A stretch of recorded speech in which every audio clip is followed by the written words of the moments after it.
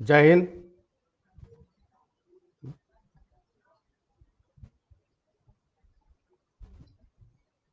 सुन रहे हो आप?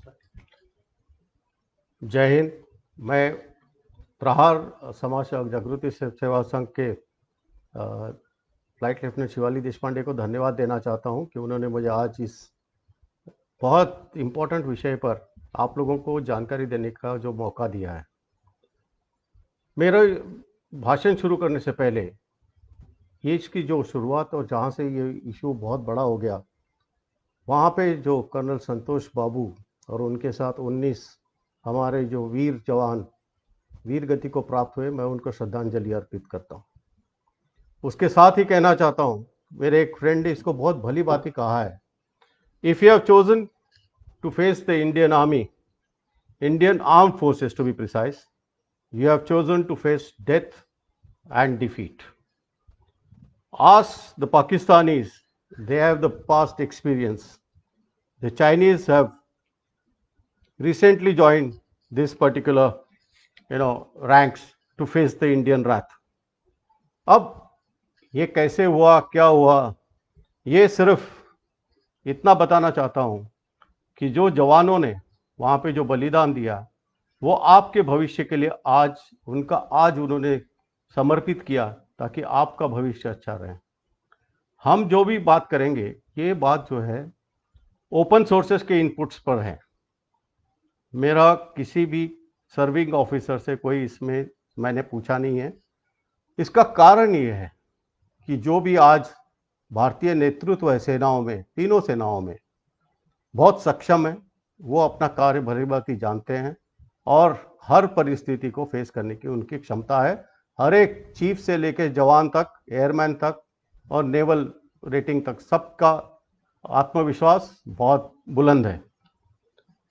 अब यहाँ पर मैं पहले ही बताना चाहता हूँ कि हम अगर इस पूरे विषय को अगर समझना चाहते हैं तो पहले हमको चाइना की मानसिकता समझनी पड़ेगी। वो करना क्या चाहता है। जिस तरह से पहले आपने देखा कि हम चाइना की तरफ किसी भी हालत में देखें तो चाइना को हमेशा एक आदत है कि वो खामियां उसको दिखाकर, अपने दुश्मनों को खामियां दिखाकर उसका फायदा उठाना चाहते हैं। ये उनकी पुरानी रीत है। अब सभी सीमावर्ती देशों के साथ उनका कुछ ना कुछ तो झगड़ा चल ही रहा है और उन्होंने बाकी सबके साथ उसको मिला लिया, सिर्फ भारत का छोड़कर, लैंड बॉर्डर्स के लिए खास करके। ये क्यों? क्योंकि ये उसको भली भांति जब चाहे तब हमारे खिलाफ इस्तेमाल कर सकता है। उनका प्लान हमारे जैसा नहीं है, क्योंकि उनके यहाँ एक पार्टी, एक गवर्नमेंट है जो 10, 20, 50 साल आगे की सोचते हैं। जैसे उन्होंने प्लान किया कि 2049 में वो सर्वश्रेष्ठ देश बनेंगे विश्व का, तो उसके हिसाब से उन्होंने कहा कि उनको चैलेंजर कौन है, तो इंडिया है। तो उस हिसाब से उन्होंने उसके लिए किया है। तो ये सब जो भी कर रहे हैं, एक उनकी बड़ी सोच विचार के साथ, ये जो है एक भारत को कंट्रोल में रखने की जो मनीषा है, उसके लिए किया गया। उसके अनुरूप ही उनकी कोई भी पॉलिसी में कोई परिवर्तन नहीं आया। अब उनका जो पॉलिसी क्या है, बहुत सिंपल है, एनसर्कल, एंटेंगल और एनवलप। अब इस चक्कर में हम फंस गए हैं और इसमें से हमारे जो राजनीतिक नेतृत्व है वो अच्छी भली भांति इसमें से रास्ता निकाल ही रही है। परंतु जिस आत्मविश्वास के साथ भारत आज के समय पर जो खड़ा है और एक सक्षम भारत एक आत्मविश्वास के साथ जो खड़ा है, ये उनके लिए स्पॉइलर स्टेट हो सकता है। अब ये स्पॉइलर स्टेट अगर हम बन जाए तो उनका जो भी प्लान है उसमें थोड़ा बहुत फर्क पड़ेगा। और इसमें मुश्किल ये आ गई कि ये जैसे ही ये समस्या बढ़ी, वैसे यूएस, जापान, ऑस्ट्रेलिया, अदर्स सभी कंट्रीज हमारी तरफ से सपोर्ट हो गई है, सपोर्ट में आ गई है। परंतु इसका कहना ये नहीं है कि वो कहां तक सपोर्ट करेंगे। फिर भी अब ये जो शुरुआत होती है, माओ जेडोंग, जो उनके माओ से तुंग पहले कहते थे, उन्होंने कहा कि सही मौका तभी होता है जब सब जगह पे क्योस हो।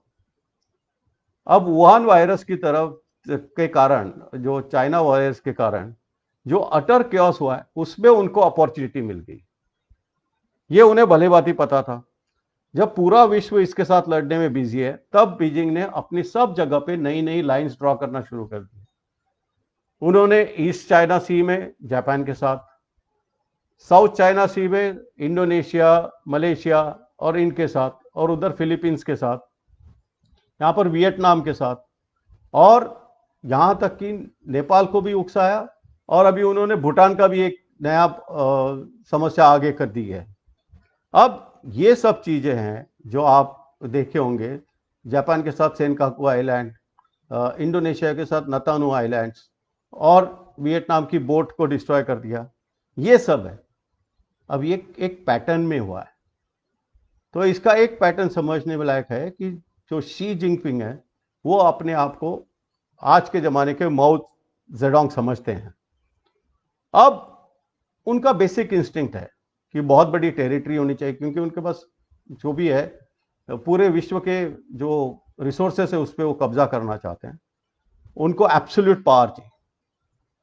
अब ये एब्सोल्यूट पावर, उसके साथ सभी देशों से उनको जो एक महान देश बनकर देखे, जैसे हम ओबीसियंस कहते हैं, उस तरह का उनसे बर्ताव चाहते हैं। जो भी हो उनके साथ वसाल स्टेट की तरह, जैसे पाकिस्तान का उनके साथ बर्ताव या नॉर्थ कोरिया का है, उसी तरह से आजू बाजू के सभी देशों ने उस तरह से उनके साथ रहना चाहिए कि जी हजूरी करनी चाहिए चाइना की।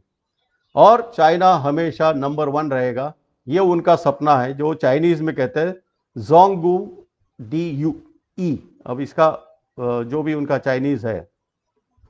और हमें अपने आप, हमारे जो विद्वान है, कोई कहता हमने जो गलतियां की इसके कारण चाइना ने किया, ये बहुत गलत धारणा है। उन्होंने करना था, उन्होंने किया। ये एक पूरा प्लान की तरह ही हो रहा है, प्री कैलकुलेटेड, प्री मेडिटेटेड है। तो ये नहीं है कि हमने JNK में लद्दाख को यूनियन टेरिटरी बना दिया, JNK को यूनियन टेरिटरी बना दिया, आर्टिकल 370 निकाल दिया, आर्टिकल 35A निकाल दिया, उससे चाइना को फर्क पड़ा। हाँ, एक जरूर होता है, जो हमारी बॉर्डर्स है चाइना के साथ, और जो उसके ट्राई जंक्शंस है, 4 जो फेमस ट्राई जंक्शंस है, काराकोरम है जो कि चाइना, पाकिस्तान और इंडिया का है। उसके बाद आप लिपुलेख आइए तो वहाँ पे नेपाल हमारा और उनके साथ है। तीसरा फिर जाकर आपका भूटान के साथ आ जाता है, जो डोकला में है। और उधर ईस्ट में आसाफिला के पास और एक है। तो ये इंपॉर्टेंट लैंडमार्क है, जरूर है, परंतु चाइना की आदत रही है, जहां कोई झगड़ा नहीं है वहां पर झगड़ा निर्माण करके अपनी बात को आगे बढ़ाना, ये उनकी पुरानी तरतीब है। अब ये उन्होंने करना ही था, चाइना ने जो भी करना था। अब बताइए कि उन्होंने इंट्रूजन नेपाल में भी किया है और भूटान में भी कोशिश कर ही रहे हैं। अब ये जो है बेसिकली शायद वो अपने डोमेस्टिक कंजम्पशन के लिए कर रहे हैं, क्योंकि वुहान वायरस से उनके यहाँ बहुत असर पड़ा हुआ है, उनके यहाँ इकोनॉमी को असर पड़ा है, और पूरे विश्व में उनकी बदनामी हुई है। कितनी भी क्लोज सोसाइटी हो, कितना भी वो इंफॉर्मेशन दबाएं, पर ये नहीं हो सकता है कि उनके यहाँ पर इसकी खबर ना लगी। दूसरी जरूरी बात, चाइना के लिए इंटरनेशनल रिलेशंस और डोमेस्टिक पॉलिटिक्स में कोई फर्क नहीं। उनका सिंपल प्रिंसिपल है, यू लिव आई डाई।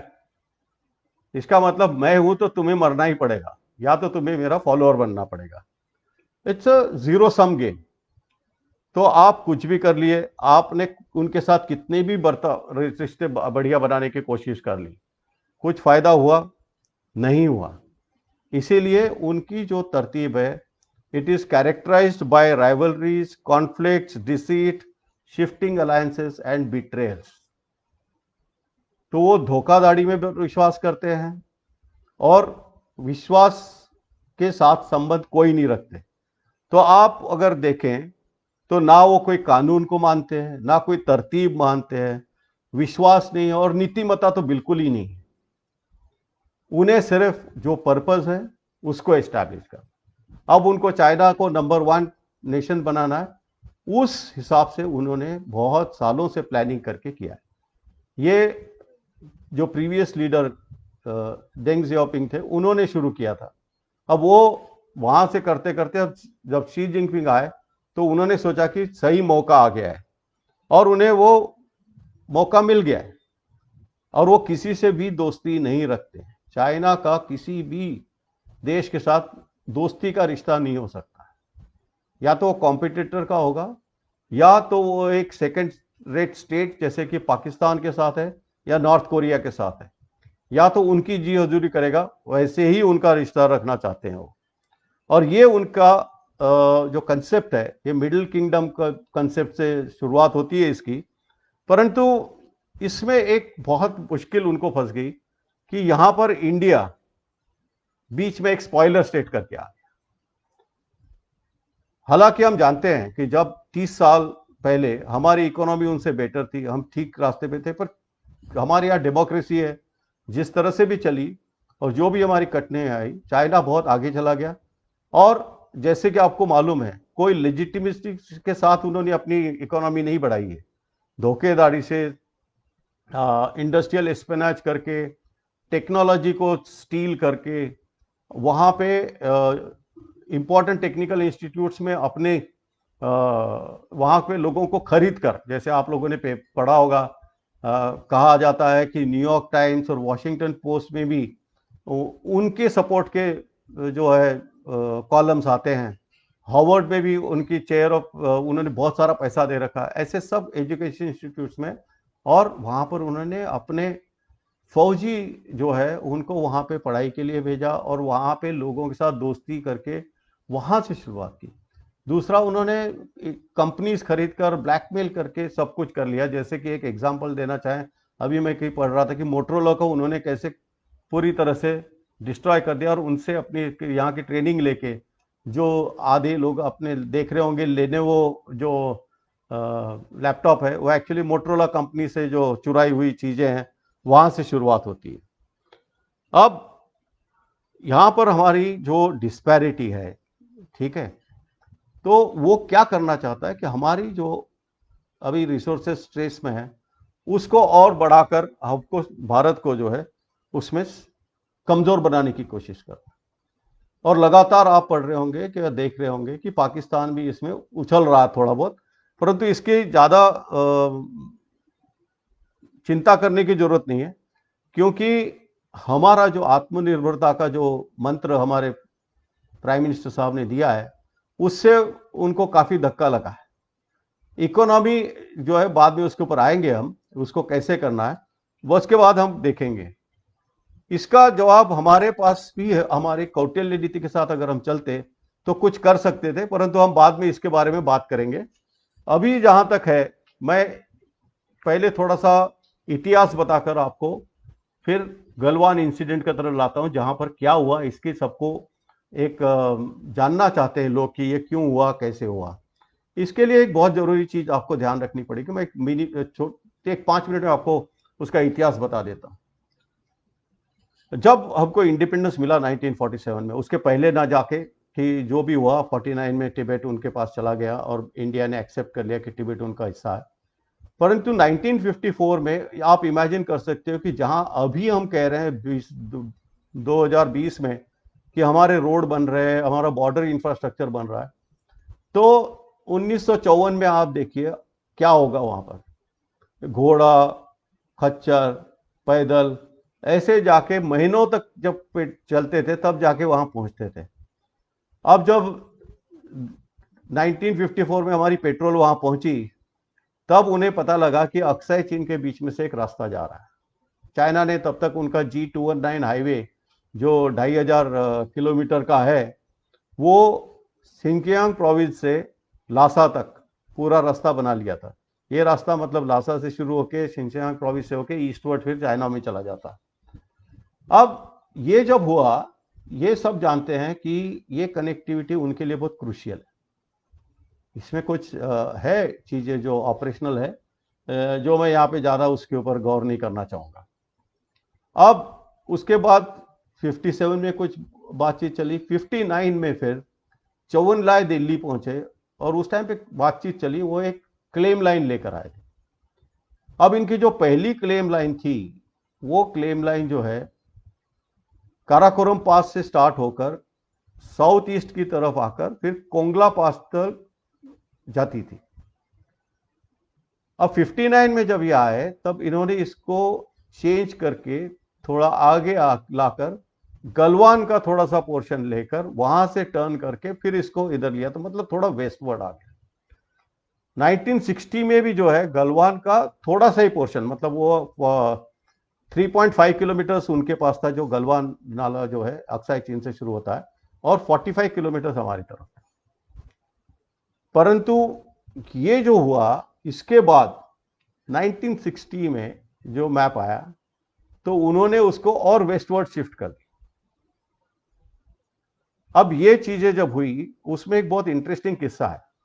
जब चौवनलाल ने कहा कि हमारे जो है इतने सालों के पहले हमारा इसके ऊपर कब्जा था, तब हमारे जो वाइस प्रेसिडेंट सर्वपल्ली राधाकृष्णन थे, उन्होंने कहा उस हिसाब से तो फिर इंडिया को पूरा अफगानिस्तान से लेके पूरा बर्मा इंडिया का पार्ट बना लेना चाहिए, और तिब्बत का भी काफी सारा पार्ट हमारे पास था।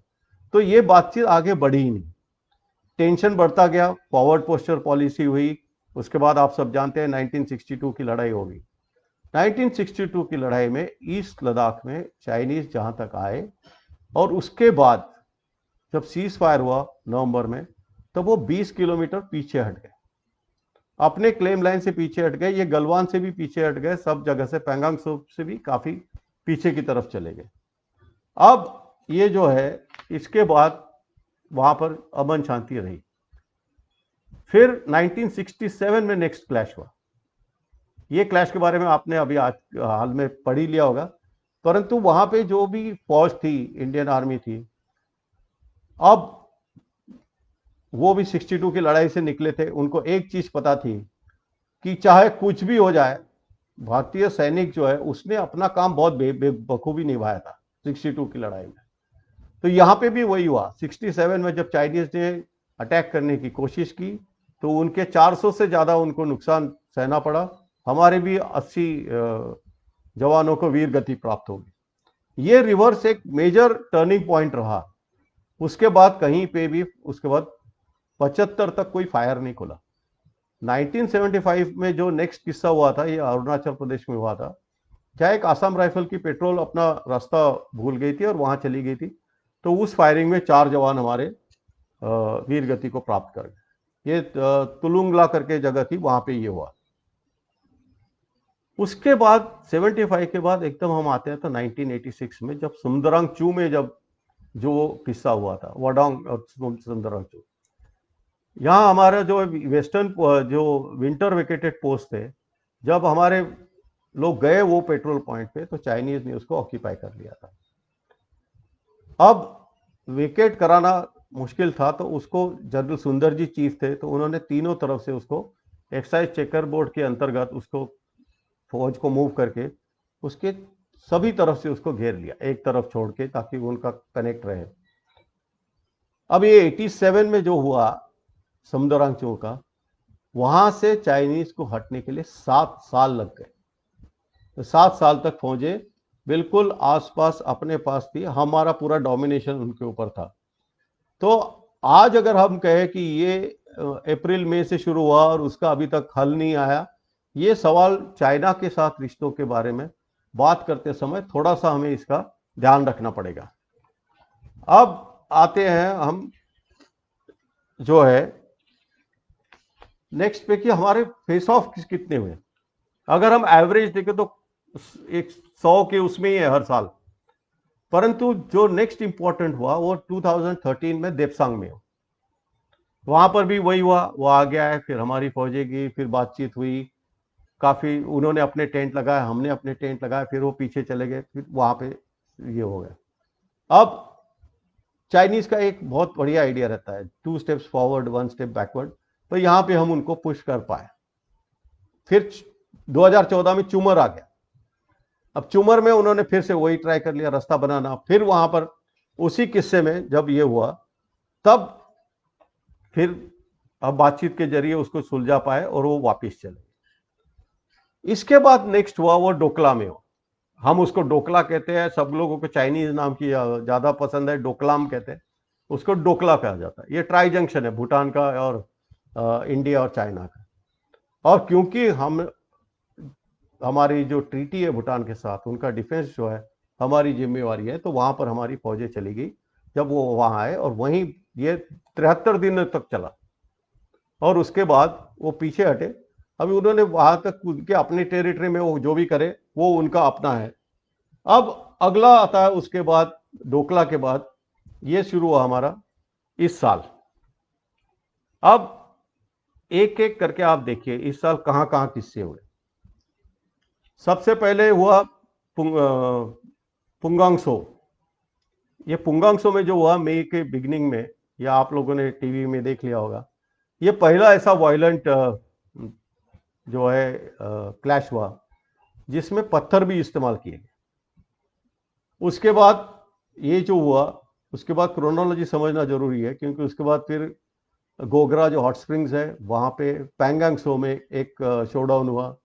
पैंगांग सो में शोडाउन होने के बाद आपका 9 तारीख को 9 मई को नकुला में हुआ। अब ये नकुला सिक्किम में है, और जैसा कि मैंने पहले ही कहा, सिक्किम के साथ उनकी बॉर्डर सेटल्ड थी, और वही जब सिक्किम भारत का पार्ट बन गया तो वो बॉर्डर सेटल्ड थी। पर अब वहां पे भी उनका सवाल आ गया, तो नकुला में उन्होंने एक शोडाउन हो गया, वहां हुआ 9 तारीख को वहां हुआ। और एक बहुत इंटरेस्टिंग सी बात आगे आती है, यहां पर जो वाटरशेड प्रिंसिपल बॉर्डर्स पे होता है माउंटेनस टेरेन में, कि जहां पानी अगर बारिश आती है तो वहां से पानी दोनों तरफ जाता है, तो उसको वाटरशेड कहते हैं। परंतु चाइनीज कहते हैं कि वो जो परली तरफ जो दीवार बनाई थी हवा से बचने के लिए, वहां तक हमारे ग्लेशियर्स आते हैं, तो वो हमारी एरिया है। हमने यहां से भी उनको पीछे खदेड़ दिया। परंतु अभी देखिए कि आप ये भी नहीं मानना चाहते हैं। अब अगला क्लैश हुआ गलवान में हो, ये मई में हुआ, जब वो आ गया है PP-14 के आसपास, उनको वापस भेजा गया। बड़ी बातचीतें हुई, उसके बाद फिर वो आ गए 14 तारीख को, और उन्होंने जो हमारी टॉक्स हुए, GOC लेवल टॉक्स, और उसके बाद 6 तारीख को कोर कमांडर के लेवल के टॉक्स, हमारी तरफ से जनरल हरिंदर, उनके यहां से जनरल लुई। अब ये दोनों ने जब बातचीत कर ली तो इन्होंने डिसाइड कर लिया कि हम यहां से विड्रॉ करेंगे। अब ये क्लैश जो घर घर में पहुंच चुकी है आजकल के जमाने में, ये गलवान के जो जहां पे ये हुआ, ये 15 तारीख की बात है। अब उन्होंने एग्री कर लिया था कि वो पीछे हटेंगे, हमारे भी पीछे हट गए थे। जब वेरीफाई करने के लिए ये पार्टी गई तो कर्नल संतोष बाबू और उनके साथ 2 जवान आगे गए। इसके पहले जब शुरू में बताया गया था तो उन्होंने टेंट हटा लिया था, पर फिर एक हमारी पेट्रोल गई तो उसने कहा कि चाइनीज ने फिर से टेंट लगा लिया, इसलिए संतोष बाबू खुद गए थे। अब वहां आगे गए, जब उनसे बात करने लगे तो थोड़ा सा टेम्पर बढ़ गया, और उन्होंने पहले संतोष बाबू के ऊपर अटैक कर दिया। यहां से जो शुरुआत हुई, उसके बाद मैं आपको एक चीज बताना चाहता हूं कि चाइनीज का मिसकैलकुलेशन होता है। भारतीय सेना का जो जवान होता है वो डरता नहीं है, वो fear is converted into ferocity. वो जो फेरोशियस तरीके से उसके बाद जो जवानों ने उनको टैकल किया, उनके 40 के ऊपर 43 जो फिगर आया है अब यूएस इंटेलिजेंस से, एक तो वो हुए, दूसरा हमारी जो हुए कैजुअलिटीज, वो क्योंकि तैयार नहीं थे, इसलिए वो जो शुरू वाले जो थे वो जो फिसल कर नीचे गिरे, वो गलवान नदी में वो ठंडे पानी में गिरने से और पहाड़ों की चट्टानों की जो नोकीली चट्टानों से जो इंजर्ड हो गए थे, वुंडेड हो गए थे, उससे हाइपोथर्बिया होकर हमारे लोगों को वीर गति प्राप्त होगी। और पहाड़ों में से गिरना क्या होता है, आप लोगों में से किसी ने सुना होगा, कईयों ने सुना होगा कि मेरे खुद के 11 रिब्स टूट चुके हैं पहाड़ों में। अब ये जो है सब जगह पे ये जब हो रहा था, तब जब हमारे कैजुअलिटी हो गई, उसके बाद जो फिरोसिटी के साथ जो अटैक हुआ, ये एक सुवर्ण गाथा हमारे वीरों की लिखी जाएगी इंडो चाइनीज रिलेशंस में, कि चाइना को जो उनका प्लान था उसका अनाम तरीके से बिना हथियारों से हमारे जवानों ने कैसे उसको बिगाड़ दिया। उस फिरोसिटी के साथ जब हमारे जवान उनके पीछे पड़े, तो सुना है कि चाइनीज की जो सोल्जर्स है वो पीछे हटते गए और एक लेच पे गए, और वहां से वो लैंडस्लाइड के कारण कहा जाता है कि 120 के ऊपर उनके वहां पे कैजुअलिटीज हो गई। अब ये चीज आपको भली बात समझनी चाहिए कि हमारे देश में कैजुअलिटीज जो हुई, जो वीर गति प्राप्त हुए, उनको हमने बड़े ऑनर के साथ, उनको पूरे स्टेट ऑनर के साथ उनको उनके लास्ट राइट्स किए गए। और परंतु ये जब वहां गया, उसके बाद जब ये दिखाया गया, तब चाइना ने इंडियन न्यूज बाद में बैन कर दी, परंतु जो डैमेज होना था वो हो चुका था। जब उनको अपने बारे में पता नहीं लगा, तो वहां पे थोड़ी डिसकंटेनमेंट इसके ऊपर ज्यादा है। अब ये देखिए, आप इसको पूरी तरीके से इस सीक्वेंस को देखेंगे तो ये पूरी जो हमारी बॉर्डर है उसके साथ हुआ है। अब बहुत इंपॉर्टेंट चीज एक मैं आपको बताना भूल गया, जब 6 तारीख को ये मीटिंग हुई, 6-7 तारीख को, तो जो प्रेस नोट निकला था वो बहुत इंटरेस्टिंग था। Both sides agreed to peacefully resolve situation according with the bilateral agreements between leaders, that peace and tranquility in India-China border region is essential for overall development of bilateral relations. और हमारे 70 साल जो diplomatic relations की उसमें गवाही दी गई थी, और कंटिन्यूड एंगेजमेंट। तो आप इस तरह से आप स्टेटमेंट, ज्वाइंट स्टेटमेंट निकलती है, प्रेस स्टेटमेंट निकलती है हमारी, और उसके बाद वो धोखाधड़ी हमारे साथ करते हैं। अब ये जो कैजुअलिटीज हुई, और इसके बाद हम ये कहना चाहते हैं कि नेक्स्ट डे उनकी तरफ से मीटिंग बुलाई गई थी, हमारी तरफ से नहीं थी, जो मेजर जनरल लेवल की। अब ये क्यों बुलाई गई थी, इसके अलग अलग वर्जन है, परंतु जहां तक मुझे लगता है कि जो भी इस मेली में हमारे लोग उनके पीछे चले गए थे, उनको लखेड़ रहे थे, उनको भगा रहे थे, शायद कुछ लोग वहां उन्होंने पकड़ लिए थे, परंतु हमारे भी जो जवान थे, हमारे 16 Bihar, 3 medium, 81 field regiment, 2 artillery की, 3 पंजाब, इन्होंने जो, और सिख ट्रूप्स भी थे, सभी थे वहां पे, इन्होंने जिस तरह से उनको उनके पीछे पड़े, तो उस मेले में उनके भी कुछ लोग हमने कैप्चर कर लिए। और सुना जाता है कि, क्योंकि इसकी कोई कंफर्मेशन नहीं है, परंतु उनका सीनियर लीडर जो है यहां पर हमारे कब्जे में आ गया था, उसके साथ और भी कुछ लोग होंगे। तो ये जो एंटायर वेस्टर्न बॉर्डर एक्टिवेट हो गई, तो क्या ये पहले जो लोकलाइज्ड रहते थे कॉन्टैक्ट, ये लोकलाइज लग रहे? नहीं, ये एक भली भांति प्री प्लान्ड और अच्छी तरह से प्लान करके इन्होंने किया हुआ ये प्रोग्राम था। और ये हमने एक हमारे भारतीय सेना के जवानों के कारण उसको वो फिसल गया।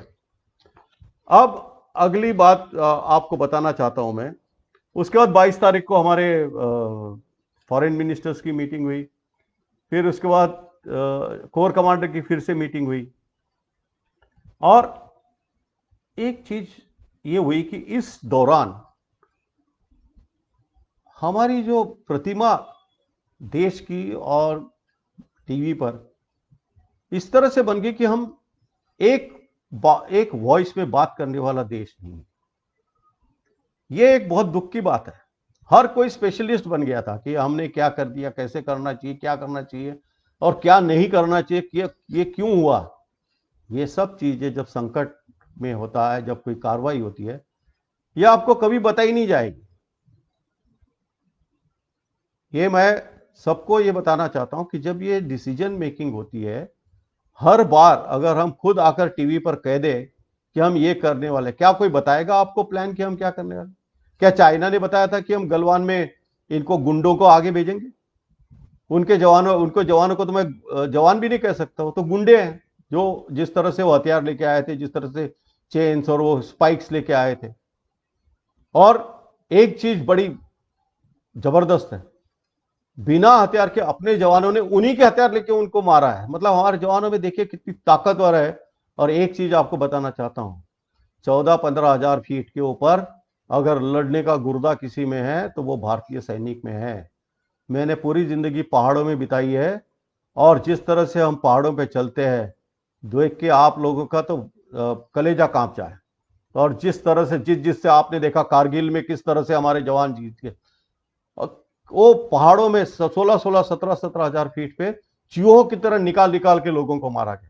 हाँ, ये मैं जरूर मानता हूं, कई लोग वीर गति को प्राप्त हो गए, पर जो हुनर, जो एक जुनून एक हमारे भारतीय सिपाही में है, ये उनको जब दिख गया तो इनकी पूरी प्लान का जो है, उनका प्लान पूरा टूट गया। अब मैं ये नहीं कहता हूं कि हमने कर दिया तो अभी आगे कुछ नहीं होगा, ये एक उनके लिए मैसेज है। अब उसके बाद कई सारे डिस्कशंस हुए, यहाँ लोगों ने क्या क्या बातें कर ली, ये सब चीजें आपको देखना पड़ेगा। हमारे देशवासी हमारी लीडरशिप पर सवाल उठाए, खास करके फौज के ऊपर। मुझे बताइए, फौज क्यों झूठ बोले? एक तरीका होता है फौज में, जब कुछ एक्शन होती है हायर हेडक्वार्टर में जाते हैं, उसके हायर हेडक्वार्टर के पास जाते हैं, फिर उसके बाद सब समझकर क्या स्टेटमेंट दी जाएगी ये बताया जाता है। अब डिप्लोमेटिक टॉक्स में क्या हुआ, राजनीति में क्या हुआ, ये थोड़ी हर बार आपको बताएंगे। उसके बाद तो एक आपकी लकीर लग गई, उसके बाद आप किस तरह से दूसरी बार बदल सकेंगे? हम कोई चाइना नहीं है, दी हुई जुबान फिर से बदल लेंगे। हम तो वही कहेंगे जो हमारा पहले का है, कि उसी तरीके से रहेंगे। तो ये जो हमारा मेन मुद्दा है कि हमने एक नेशनल नैरेटिव नहीं बनाया कि इसमें हम सब एक हैं। और मैं सबसे अपील ये करना चाहता हूं कि आप जहां जहां बात करेंगे, ये जरूर बताइए कि ऐसे मौके पर हमारे लिए, हमारे रोजमर्रा की जिंदगी में कोई फर्क पड़ा? मैं रिटायर्ड हूं, घर में बैठा हूं नागपुर में, मुझे कोई फर्क नहीं पड़ा। पर मैं बता सकता हूं कि 15 तारीख को, जैसे 16 तारीख को सुबह सुना, तो जब तक दूसरे दिन पता नहीं लगा कि हमने उनके 43 मार दिए, तब तक खाना तक हजम नहीं हो रहा था।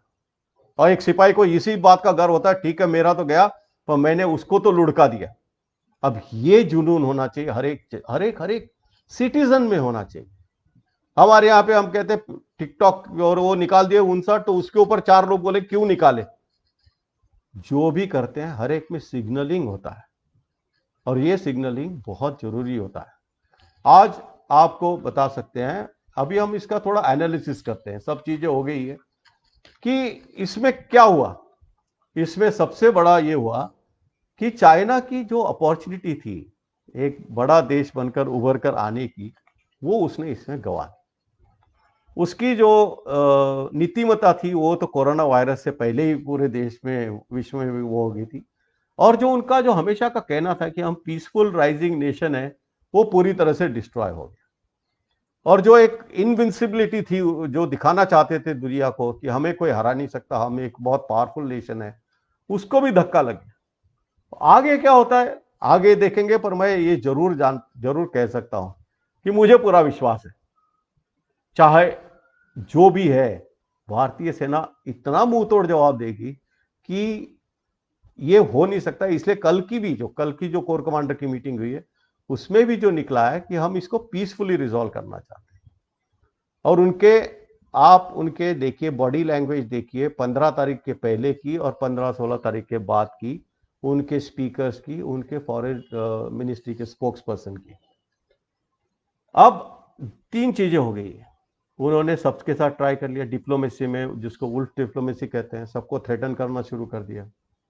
अब जापान ने उसके खिलाफ आवाज उठाया, जो तोनोशिरो सेनकाकू आइलैंड्स पे, अब उन्होंने वहां पे मिसाइल्स लगा दिए अपने। ऑस्ट्रेलिया के साथ फिर वो पंगा हो गया। अभी भूटान में कहते हैं सेक्टेंग जो वाइल्ड लाइफ सेंचुरी, वो उनकी है। आसियान देशों ने जो कि उनके फेवर में जो जजमेंट आई थी साउथ चाइना सी की, जिसको चाइना ने मानने से इनकार किया था, अब ये दिन 10 देशों ने फिर से उसके ऊपर रिट्रेट किया है कि एक्सक्लूसिव इकोनॉमिक जोन के ऊपर इट इज नॉट निगोशिएबल। सो एक बड़ा सदमा उनको लग रहा है। और इसके बाद बहुत इंपॉर्टेंट, ताइवान के पास इन्होंने जब फाइटर प्लेन्स वगैरह भेजे तो ताइवान ने अपने स्कैपर का जो एयरक्राफ्ट भेजकर उनको खदेड़ दिया। और अभी यूएस के 3 जो टास्क फोर्स है, एयरक्राफ्ट कैरियर सुपर ग्रुप्स है, वो अभी साउथ चाइना सी में है। तो अभी यूएसए के पास कम से कम वो 3 और ताइवान एक आइलैंड बेस करके उनके पास अवेलेबल है। साथ में आपने उनके जो फॉरेन सेक्रेटरी है माइक पोम्पियो, उनका स्टेटमेंट पढ़ा होगा कि हम यूरोप से कुछ सेनाएं अभी उधर मूव करेंगे साउथ ईस्ट एशियन रीजन में। तो इससे बहुत एक जो उनका प्लान था उसको थोड़ा खतरा नजर आ रहा है। जिस तरह से हमारे बारे में बात की जा रही है कि 2 फ्रंट है, वैसे अभी उनके लिए भी एक 2 फ्रंट टाइप का सिचुएशन बनता हुआ नजर आ रहा है। अब उनके लिए जब 2 फ्रंट होगा तो हाफ में उनको डिप्लोमेटिकली इसको रिजॉल्व करना बहुत जरूरी होगा। परंतु इसमें अभी ट्रस्ट की बहुत डेफिसिट है। ये ट्रस्ट डेफिसिट को ओवर करने के लिए बहुत मुश्किल होगा और मिलिट्री लेवल टॉक्स पे भी ज्यादा ट्रस्ट कर नहीं सकते। अभी हम उनका शॉर्ट एनालिसिस करते हैं ब्रीफ में। उनके पास चाइना की अगर हम स्ट्रेंथ देखें तो एक इंपॉर्टेंट चीज है, एक पार्टी स्टेट है, हैन नेशनलिज्म उनका एक बहुत बड़ा स्ट्रांग पॉइंट है। ये नेशनलिज्म का एक निगेटिव पॉइंट भी मैं इसी टाइम पे मेंशन कर दूं जो मैं पहले बताना भूल गया था, कि अभी उनका 1 चाइल्ड नॉर्म की आर्मी है। तो सब इकलौते बेटे हैं फौज में। तो इकलौते बेटों के ऊपर मेरा कोई ये निगेटिव रिमार्क में नहीं पास करना चाहता, परंतु जो लाड़ प्यार से पले हैं इस हार्डशिप में 14-15 हजार फीट पे थोड़ी मुश्किल जाती है, वो ठीक है। दूसरा, उनकी they have a large army, arm forces, missile technology and missiles, they have got large arsenal of missiles, information warfare, psychological warfare, cyber warfare, और एक फास्ट एक्सपेंडिंग नेवी। दूसरा, उनका इंफ्रास्ट्रक्चर बॉर्डर एरियाज पे जहां पे देखे तो उनकी रिएक्शन कैपेबिलिटी अच्छी है। कमांड एंड कंट्रोल, क्योंकि उनका जो सीएमसीए है, सेंट्रल मिलिट्री कमीशन, जिसके शी जिनपिंग हेड है, उन्हीं के अंडर में है। और पूरी वेस्टर्न फ्रंट एक वेस्टर्न कमांड के अंडर में है जो जनरल जू के अंडर में थी, अभी फिलहाल ली के अंडर में है। अब और उनके पास 3-4 देश उनका कहना मानने वाले, जैसे पाकिस्तान हो गया, नॉर्थ कोरिया हो गया, नेपाल अभी कुछ कह नहीं सकते हैं। और एक मैन्युफैक्चरिंग की बहुत बड़ी कैपेबिलिटी। और एक एडिशनल चीज कहना चाहता हूं कि उन्होंने चाहे किसी तरीके से हो, पर टेक्नोलॉजिकली आज चाइना को एक टेक्नोलॉजिकली कॉम्पिटेंट नेशन ही कहना पड़ेगा। तो ये भी उनकी स्ट्रेंथ है। पर इनकी वीकनेसेस की तरफ देखें, पहला वीकनेस उनके पास आता है पॉलिटिकल साइड पे देखें तो अनएम्प्लॉयमेंट है। और इनके पास 4 जो है इनको प्रेशर पॉइंट्स या पेन पॉइंट्स कह सकते हो, तिब्बत और सिंचियांग जो वेस्ट में है, नॉर्थ साउथ और वेस्ट में, हांगकांग और ताइवान। अब इसके ऊपर और सबसे भारी पड़ा उनको वो है उनका चाइनीज वायरस या वुहान वायरस। अब मिलिट्री में उनका वीकनेस क्या है? स्ट्रेंथ होगी, सब कुछ है, परंतु lack of combat experience. Sudan में जहां पे यूएन मिशन में थे, तब चाइनीज एक पोस्ट को गार्ड कर रहे थे। तो जब वो रिबेल वहां पे पहुंचे तो चाइनीज अपनी पोस्ट छोड़कर भाग गए थे, लड़े नहीं। वहां पे कईयों का नुकसान हो गया, कई लेडीज के साथ बुरा बर्ताव हुआ और ये चाइनीज वहां से भाग गए थे। तो वो भी नहीं, अभी आपने देखा इस क्लैश में भी अनार्म्ड उससे भी पहले आउट नंबर होकर भी हमारे जवानों ने उनको क्षति पहुंचाई। अब इसी तरीके से जो डिप्लॉयमेंट है उनकी, उसका लॉजिस्टिक्स भी बहुत मुश्किल है। और एयरफोर्स के बारे में आपने पहले पढ़ा होगा, पर एयरफोर्स की इसमें there is edge which we have over them, क्योंकि उनके जो एयरक्राफ्ट है और जो एयरफील्ड्स है उसमें वहां से जो ऑल अप वेट है उसमें काफी फर्क पड़ जाता है। अब जियोपॉलिटिकल डिप्लोमेटिक करेंगे तो आपको एक्सेप्टेंस जो है उसमें जो है वो काउंटर प्रोडक्टिव हो गया है, इनका जो लीडरशिप है। इकोनॉमी में उनको फर्क पड़ेगा, जो अभी वीकनेस में देखें तो ये जो डी ग्लोबलाइजेशन और डी कपलिंग चल रहा है उससे, और उनका एक्सपोर्ट शॉक्स ये लगेगा।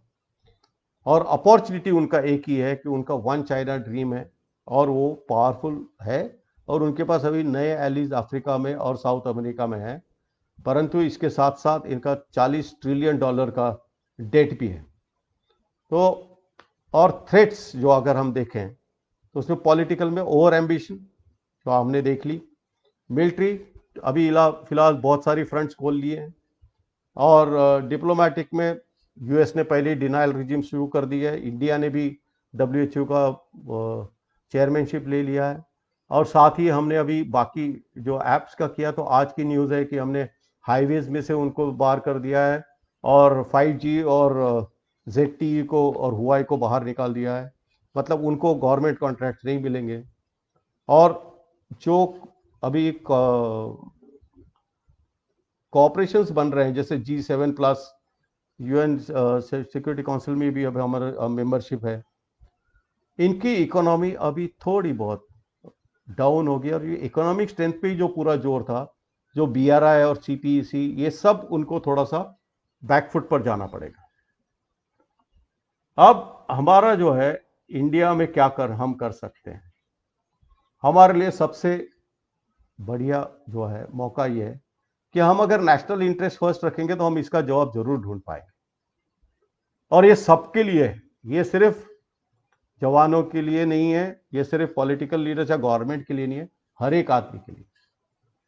और जिस तरह से ये हुआ है, अब अपीजमेंट की कोई वो नहीं है कि हम उनके सामने कुछ एग्री कर पाएंगे, जो लाइंस ड्रॉ हुई है। खैर निगोशिएशंस में क्या होता है ये कहना बहुत ये है, परंतु मुझे हार्डनिंग ऑफ स्टांस तो एक तरह से हो चुका है, और ये फर्मली जो भी एक्शन लेंगे बड़े ठंडे दिमाग से सोच समझकर और अच्छी तरह से हमको लेने पड़ेंगे। Politically backing down doesn't seem to be an option. तो internal solidarity is a must. And दूसरा, कोई भी चीज हम यहां बात नहीं कर सकते, क्योंकि जो भी करना होगा बड़ा सोच समझकर पूरी प्लानिंग करके। अभी जो है फोर्सेस अगर हम कंपेयर करें तो इक्वल फोर्सेस हैं, उन्होंने लाए हमने भी लाए, अब उसके आगे क्यों नहीं बढ़ रहा? एक लंबा अरसा बीत सकता है, हो सकता है ये पूरा विंटर चला जाए, इसमें हो सकता है कुछ एक्शन उसके पहले हो जाए, या फिर ये चलता रहेगा सालों साल। तो दूसरी बात, हमें भी अभी जो है हमारी सोच बदलकर, जहां पे भी हम, खास करके चाइना और पाकिस्तान में दोनों में, जैसा तिब्बत, शिनजियांग, गिलगिट बालूचिस्तान, इसमें बाकी देशों के साथ मिलकर ये प्रेशर पॉइंट्स पर हमको एक्शन करना पड़ेगा, तभी जाके उनके ऊपर हम कुछ कर पाएंगे। हमारा सॉफ्ट ऑप्शन है ही है जो हम कर रहे हैं, और मिलिट्री ऑप्शंस जो है उसके बारे में हम बात नहीं करना चाहते, क्योंकि ये जो है बहुत जरूरी है कि हम जो भी कहें। इतना मैं आपको बताना चाहता हूं कि हमारी जो कैपेबिलिटी डेवलपमेंट है, इंडियन ओशन रीजन में हो, अंडमान्स में है, माउंटेन स्ट्राइक कोर है, ठीक है थोड़ा सा स्लो डाउन हो गया था, अभी फिर बढ़ जाएगा। और जो हमारा फोकस भली भांति इन चीज़ों पे रहना चाहिए, हमारा बॉर्डर इंफ्रास्ट्रक्चर डेवलपमेंट और अपनी मिलिट्री स्ट्रेंथ बढ़ाने में फोकस देना पड़ेगा। ये होगा, परंतु ये डिप्लोमेटिकली बाकी देशों के साथ अलायंसेस बनाकर हम अगर इसके बारे में देखें, तो एक ही चीज़ बताना चाहता हूं मैं आप लोगों को कि जो हमारी जो रणनीति थी, ठीक है ना, जो हमने बनाई, उसको अगर हम चाणक्य नीति में लेते हैं तो उसमें वो 7 प्रकृतियां हैं। तो वो 7 प्रकृतियों के हिसाब से सप्तांग थ्योरी कहते हैं, उस हिसाब से वो सातों चीजों पे हमको काम करना है। और ये सब करने के बाद ये हम आश्वस्त करना चाहता हूं मैं आप लोगों को कि अभी जो है कुछ मूवमेंट हुई है, जैसे आया पेपर में देपसांग में हुई है या गलवान में आ गई है, जो भी डिस्कशन होता है, आप जैसे सबको सभी एक्सपर्ट हो गए हैं सैटेलाइट इमेजरीज के ऊपर, ऐसा कुछ भी नहीं होता है। पहाड़ों में लड़ने का हमें एक्सपीरियंस है, पहाड़ों में इस तरह से एक रोड के ऊपर लाइन बनाकर डिप्लॉयमेंट नहीं की जाती है। पहाड़ों पर लड़ने के लिए एक पोस्ट को निकालने के लिए आपको 15 गुना ज्यादा ट्रूप्स लगते हैं। और अगर मैं नीचे गलवान रिवर के वेल फ्लोर बेड पे हूं और वहां पे मैंने कुछ भी लगा के रखा है तो वहां से उसकी विजिबिलिटी क्या होगी। अब एक बहुत अहम चीज हमें देखनी पड़ेगी कि जो हमारी लाइन ऑफ एक्चुअल कंट्रोल है इमेजिनरी, यहां जब हुआ है अभी तक जो मुझे यकीनन पता है कि हमने कोई भी जमीन गंवाई नहीं। तो जो भी है 1950 वो जो परसीव्ड लाइंस ऑफ कम्युनिकेशन है उसके लिए सिर्फ इश्यू आता है पैंगोंग त्सो का, जहां पर हमारी जो पेट्रोलिंग जो है पेट्रोल पॉइंट फिंगर 8 तक जाती थी, उनकी 4 तक आती थी। अब हम 4 के नीचे बैठे हुए हैं और वो वहां पर 4 के पीछे वहां पे बैठ गए। एक वहां पे रिस्ट्रिक्ट हुआ है। और जो कल बात हुई उसमें उनको क्लियरली बताया गया है पैंगोंग त्सो से भी विड्रॉ करना पड़ेगा और गलवान से भी विड्रॉ करना पड़ेगा। गलवान में जो हमारी पहली पोजीशन थी वहीं पर है, हमने कोई भी वहां पर लूज नहीं किया। एक बेंड है वहां पे बहुत इंपॉर्टेंट, वहां पे थोड़ा जो है 20-25 मीटर का फर्क होगा, उससे ज्यादा नहीं है आमने सामने जो बैठे हैं। अब वो इमेजिनरी लाइन पे उतना फर्क पड़ सकता है। अब सैटेलाइट पे मैं कुछ भी नापूं और यहां बैठकर मैं नागपुर में बैठकर ये सैटेलाइट इमेजरी पढ़ने का ये नहीं, मैं उसके बारे में सीख चुका हूं, पर मैं टीवी पे देख के सैटेलाइट इमेज एनालाइज नहीं कर सकता, उसका एक तरीका होता है। तो ये हमारे जो एक्सपर्ट्स बैठे हुए हैं जो कह रहे हैं कि यहां आ गए वो आ गए, इनको मैं सिर्फ ये कहता हूं टीआरपी रेटिंग छोड़कर अगर हमारी पूरी मीडिया बॉडीज ये डिसाइड कर ले कि हम एक नेशनल नैरेटिव डेवलप करते हैं इस पूरे प्रोजेक्ट इस पूरे इश्यू पर, और हम देश को एक बनाते हैं। और एक किस तरह से, जैसे इकोनॉमी की बात कर ले, हम जरूर जब हम चाइना के साथ हमारा टेंशन होगा तो हमारे कई कंपनीज का प्रॉफिट कम होगा, हमारी कई चीजों की कीमत बढ़ेगी, पर उसके लिए हमें तैयार रहना पड़ेगा। अब आप अगर आप कुछ करना चाहते हैं तो आपको कुछ भी करके कुछ ना कुछ पेन सहना पड़ेगा। अगर जो मेरे उम्र के लोग हैं उनको याददाश्त मैं ताजी कर दूं और जो यंग है उनको बता दूं कि 1965 में जब लाल बहादुर शास्त्री जी ने कहा कि चावल मत खाइए तो लोगों ने चावल खाना छोड़ दिया। एक बार खाना खाइए तो एक बार खाना खाए। जब उन्होंने कहा कि कुछ देश के लड़ाई के लिए पैसा दो तो लोगों ने अपने गहने जेवर सब कुछ पैसा सब कुछ दे दिया। ये नई जनरेशन जो है यहां पर हमारे यहां पे सब कुछ जो है एंटाइटलमेंट का जमाना आ गया है। मुझे सरकार से क्या मिल सकता है उस पर ज्यादा जोर है, पर मैं देश के लिए क्या कर सकता हूं वो विचार नहीं है। फिर से लाल बहादुर शास्त्री जी ने जो कॉल दिया था उसी तरह से एक कॉल मैं कहता हूं कि हमारे देश में एक नैरेटिव बनना चाहिए कि हम सब मिलकर चाहे कोई भी मुश्किल आते आए एक बनकर बने रहें और इस तरह से आगे कदम बढ़ाएं कि पूरे विश्व में एक मिसाल बनाए। और दूसरा, चाइना को उन्हीं की भाषा में हमारा एक रूप एक देश बनकर एक भारतीय बनकर उनको सबक सिखाएं। यही मेरी आप सबसे विनती है। और दूसरा, जाने से पहले एक अंतिम शब्द, कुछ भी हो जाए मैं हर एक भारतीय नागरिक से अपील करना चाहता हूं, आप कुछ भी हो जाए, एक ऐसा अपना देश का ऑर्गेनाइजेशन है जिसने जो कह दिया उसको 100% सच मानिए, उसकी चीरफाड़ मत कीजिए, क्योंकि वो उनके लिए इज्जत ही सबसे बड़ी चीज होती है। जो बोलते हैं वो करके दिखाते हैं, उन पे विश्वास रखिए, भारतीय देश बनकर सेनाओं के साथ खड़े रहिए, आपको कभी भी लेट डाउन नहीं किया जाएगा। धन्यवाद। जय हिंद।